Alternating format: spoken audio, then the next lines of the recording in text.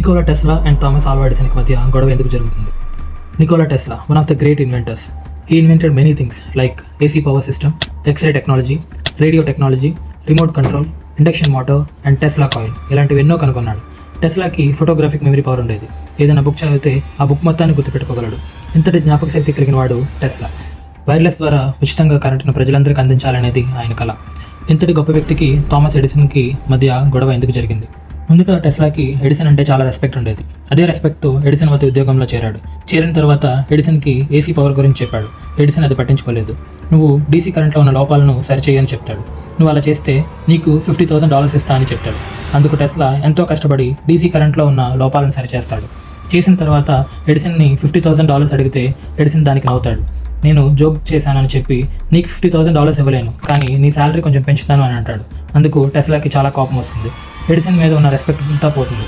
ఈ విధంగా వాళ్ళిద్దరి మధ్య గొడవ స్టార్ట్ అవుతుంది.